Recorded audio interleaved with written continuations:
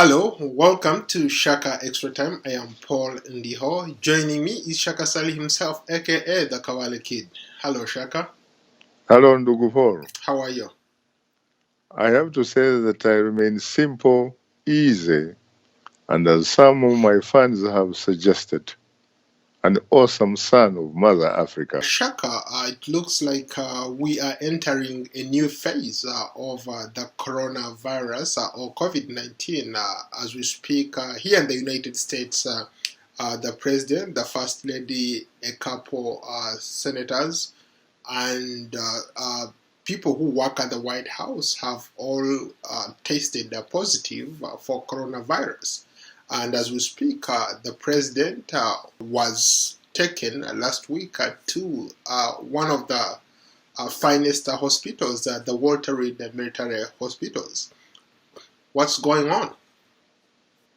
Paul, it's not good news at all because once it hits the president, the head of state, and some of his staff, and in fact, some of the also senior senators in the other branch, the Congress, which is a co-equal branch of government alongside the executive headed by the president and the judiciary headed by the chief justice, it is really, really bad, for lack of a better word. In fact, hugely bad. And the reason I say that is because when you look at a president, Paul, a president is a symbol, is a national symbol. So when you have your president, your head of state, affected by the COVID-19, in some strange way, it's like the country, the United States of America, is symbolically affected. And a lot of decisions that perhaps could be made sometimes won't be made. And so we are entering a very, very dangerous time or dangerous times to the extent that some people are in fact beginning to think about invoking the 25th Amendment. The 25th Amendment, which is part of the Constitution of the United States, which pretty much talks about replacing a sitting president should he be incapacitated. He's not yet incapacitated by any measure, but it could actually reach a time when the vice president could actually be called upon to preside as acting president. It has happened at least three times during my stay here. It happened once during the Reagan administration when there was an attempted assassination on President Reagan. It also happened twice during the George W. Bush when he went for some kind of operation. So we are entering very, very dangerous territory, Paul. But at least we have good news to report that as far as the president's medical team is concerned, the president is doing very well, and he's likely to even go back to the White House as soon as this week. You know, I would like to believe you, except that the problem seems to be mixed messages. It is only Sunday when the president came up to say, because he had been infected and tested positive, that he had in fact gone to school, so much that he had been able now to learn about the seriousness of the COVID-19, that he had gone to a school which is much, much better than the school of reading books. And he probably has a case really there, because even in my own culture, Ndugupol, when you talk about fire, for example, everybody sincerely knows probably that fire is a very dangerous thing. That fire, in fact, can burn you, it can burn property, it can kill you. But in my culture, there is a saying that you actually don't know that fire indeed is very dangerous and can burn you until you actually put a finger in the fire so that you actually get burnt and say, wait a minute, this thing actually burns. And so it seems to me that at the end of the day, it really doesn't matter whether you are a president, whether you are a super surgeon, whether you are a genius, you are, at the end of the day, a human being. Over the weekend, I was watching Fox News, and Fox News is considered a favorable station when it comes to how they relate with President Donald Trump, how they cover President Donald Trump. But I was struck by one, Chris Wallace, who came up very strongly and said that forget the politics. At the end of the day, this thing is real. COVID-19 is here and it's real. So for those people who are going about their business, not minding about their neighbors, their friends, are not wearing masks, they are putting their lives in danger and they are putting the lives of those people in danger. Should anyone be calling for something like that? I thought everybody by this point should know exactly that wearing masks can actually save you. You happen to be absolutely correct. As a matter of fact, wearing a mask should not be optional. It should be the in thing. Because whether you like it or not, when you wear a mask, essentially you are abiding by what is called the social political statement, which is to protect your neighbors, to protect yourself and protect those others that may actually be operating within the nearby orbit in which you are operating. So I think that short of a vaccine, it is understood that there are certain practical measures, and some of these measures have been proven scientifically as the kind of things that in fact have been able to be a sort of deterrent against the COVID-19. They have been able to check the COVID-19. And it begins with, for example, wearing a mask. And then it is followed with social distancing. And then you come up also with hygiene to boot. You are told that you should often wash your hands with soap and make sure that you do not touch your face. Those three things so far have been very helpful globally. They have also equally been very helpful within the United States, where they have actually been applied. For example, when you look at the state of New York, initially it used to be the epicenter of the COVID-19.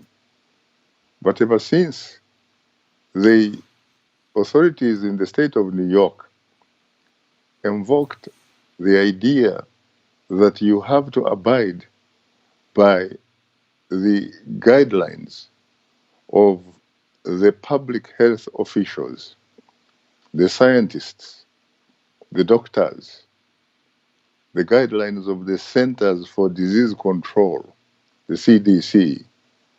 You can see clearly that the results are very obvious. So I think, frankly, it is high time everybody, including the President of the United States and his powerful colleagues, it is very high time to learn that wearing a mask is not optional. Because at the end of the day, it really helps to protect the people that he, in fact, uh, basically took an oath of office when he became President of the United States. He took an oath to protect the people of the United States and their property. A lot of people seem to connect this wave of what we are seeing happen around the White House and the people who work there or people who surround the president, that this is something that could have happened when the president was nominating Amy Coney Barrett, the potential Supreme Court judge. Most of these people who have actually tested positive for COVID-19 were part of that ceremony. Do you have any other reporting that maybe you haven't come across that either corroborates or doesn't corroborate that story? Well, like you, I have seen evidence which seems to be incontrovertible. The type of evidence that is not liable to falter. In fact, there are 70 people, very high-ranking people, who became infected during that White House ceremony, including some senators, including, for example, the former governor of New Jersey. You also have other situations like where the debate took place, the first presidential debate of this year took place in Cleveland, Ohio. The debate took place at Case Western University. And it was reported, for example, that while the university required that everybody on campus that day should have put on a mask, the delegation of the president or the entourage, including his relatives and officials, came to Case Western University without a mask. That they were approached by one of the doctors that he could actually give them masks just in case they didn't have them, and they were not interested. So I think that there is a bit of negligence here. Let's hope that from now on, it's going to be a different ballgame, because when you look even at the picture of the United States itself, it doesn't look good. I know there's been a lot of criticism leveled against the president, but in fairness to him, his administration has done a remarkable job in the sense that at the onset they were able to come up with ventilators, PPEs, and other equipment that these hospitals needed. They were able to somehow come up with funds. They came up with a stimulus package to help people who are affected as a result of this COVID. How about that? To his credit, the president talks about, how he has done a great job. Critics also respond that that was not really enough. In fact, they say that yes, he stopped flights from China, but later on, there were 40,000, at least 40,000 people who were allowed to fly from China to the United States. In any case, I think what is important really is the fact that when you look at the numbers, when you look at the people who have died, in comparison with other countries around the globe, and when you look at the number of people who have been infected with the disease, in comparison with the other countries around the world, we really, as the United States of America, still have a very, very long way to go. Shaka, let's shift our conversation to Africa. The Africa CDC Centers for Disease Control says at least 1.5 million cases have been reported, 36,000 deaths, and over 1.2 million recoveries.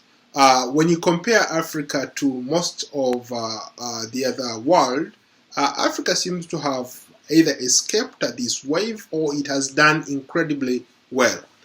Your thoughts? I have also been following the Africa story. When you look at the numbers that you just shared with us, I can only say that it simply looks too good to be true. It's quite possible that that is the number. But when you look at, you look against the backdrop of the fact that most African countries do not have adequate testing infrastructure, then you wonder whether, in fact, some of the numbers that have been reported to the United Nations World Health Organization are anywhere near accurate. But the fact that when you look at Africa, the vast majority of the population is made up of young people. It is made up of the youth as opposed to elsewhere in the world.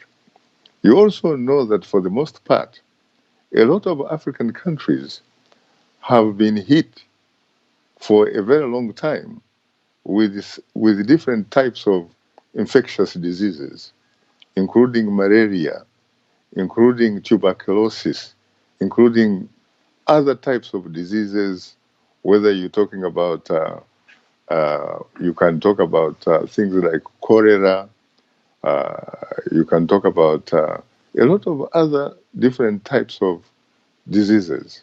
Could it be perhaps possible that a lot of Africans in the process have developed herd immunity, the sort of immunity that somehow may strangely, in fact, end up protecting them against COVID-19?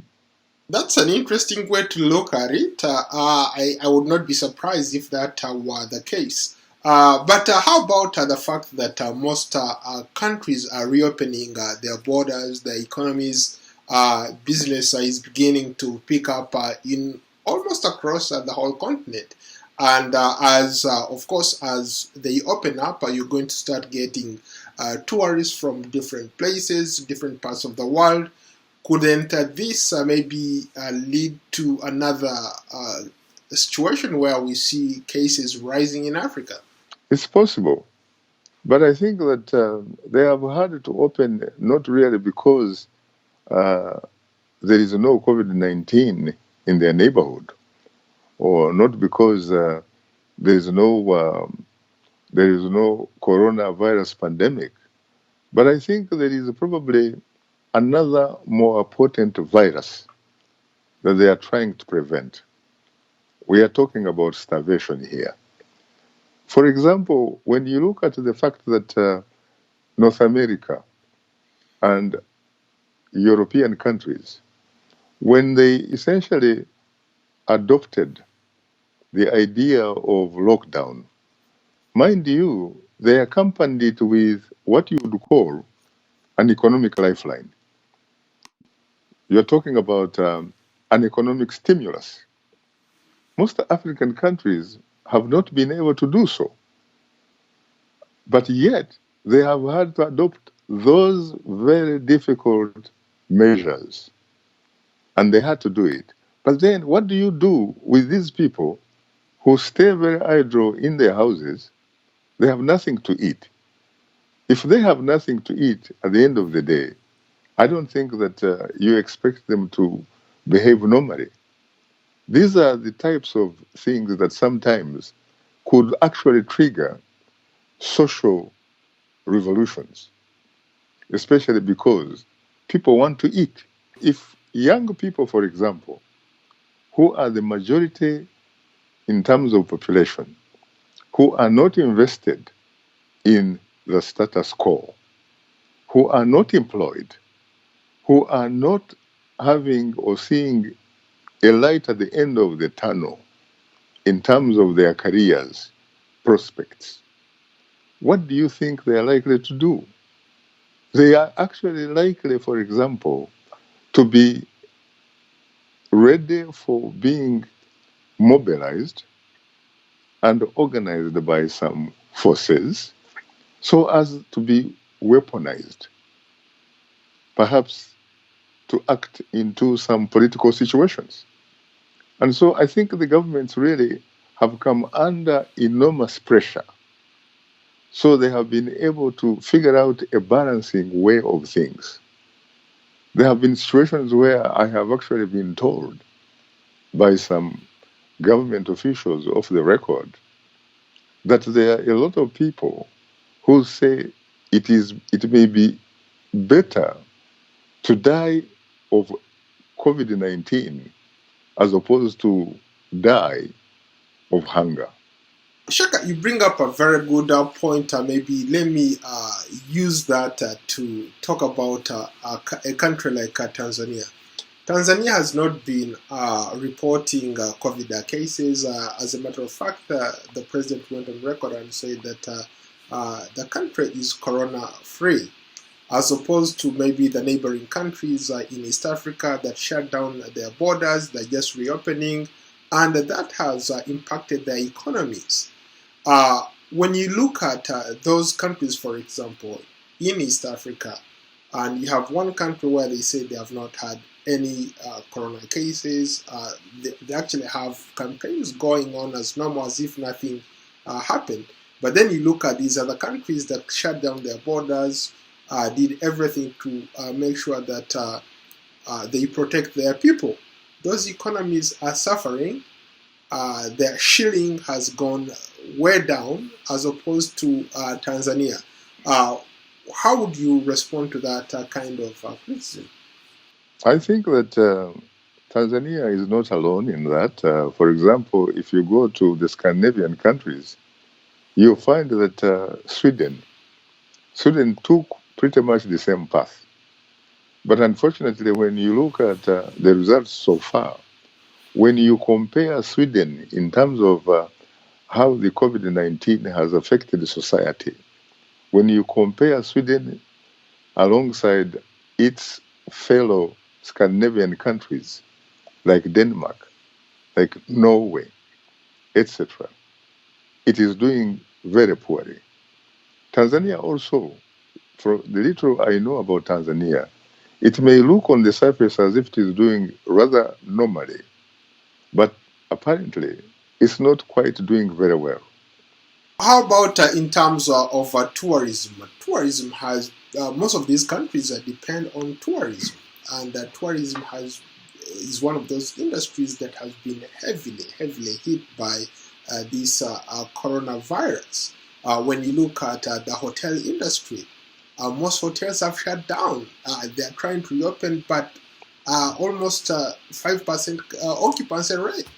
When you think about the COVID-19 and you think about the economy, you cannot choose between the two. It is not one or the other. It is whether you like it or not. You have to figure out a strategy to deal with the coronavirus pandemic, to be able to mitigate it, to be able to find a solution. Once you have that solution, then it begins to reflect positively on the economy. I think that when you talk about the economy without dealing with COVID-19, first and foremost, you're probably looking at things in terms of short term. But if you look at medium term and long term, I think you have no way except figure out a way of addressing the issue of the coronavirus pandemic, especially short of a vaccine, short of effective and safe therapies or a cure for that matter. There are a lot of skeptics also on the continent who think that the coronavirus is a myth. You and I have been working from home since March. We literally haven't left our homes since March. But if you were to tell some of your fans, some of our viewers, what would you tell them? Is coronavirus a myth or it's a fact? It's real. The coronavirus is for real. I can tell you that there are at least 200,000 people, Americans, who have actually died as a result of the COVID-19. I can also tell you that the economy in the United States has virtually tanked as a result of the coronavirus. And it is not only the United States, but look at Europe, look at Latin America, look at Africa itself. I think that when you talk about Africa, some of these people have yet to know, for example, specific individuals who have been victims of COVID-19. They need to be in a situation sometimes, unfortunately, where they know somebody who has been a victim of the coronavirus pandemic. A person who, for example, they have attended uh, their burial. They have sent, for example, condolences, extended condolences to some friends, relatives, or individuals that they have come to know that they have been affected by this thing called the coronavirus pandemic. The coronavirus pandemic is real. I think that it has now reached a point where you really have to believe in the science. You have to believe in scientists. You have to believe in experts as opposed to politicians, as opposed to propagandists, as opposed to people that may, in fact, be lacking something on, as opposed to people who are simply talking without facts. As we enter this second wave, a lot of people are saying this is the second wave, especially when you look at, for example, here, some states like New York, that was at one point an epicenter, is planning to close some places again. Spain is thinking about the same thing. The UK also announced that it might close.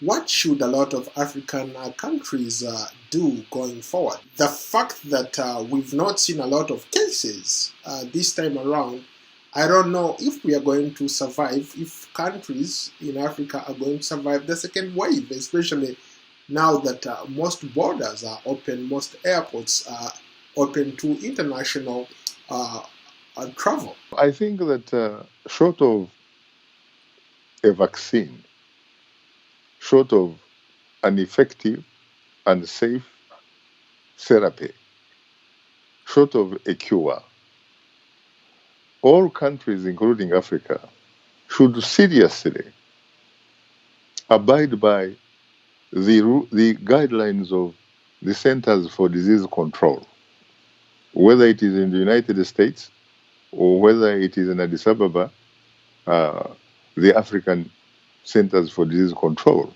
which will require that you make sure that you wear a mask if you are going to be outside of your environment. Because wearing a mask is not optional. Rather, it is in fact a social political contract that you actually have signed with your fellow human beings, not to infect them, and you hope that they do the same thing not to infect you. You also make sure that you practice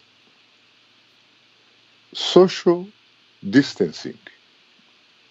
You also make sure that you stay away from large groups. You stay away from groups and you minimize staying with people indoors. You do the things that are within your reach, the things that you can do. You don't need a lot of money, really, to practice those type of things. And where you may not actually have the means, the governments should actually step in, because after all, you're a taxpayer. And those governments really exist because of you. And if there is a government, any government that is worth being called a government can only justify its hold on to power if it can guarantee the security of its people and their property. Well, let's end it there. Thank you so much. You're most welcome, Ndugu.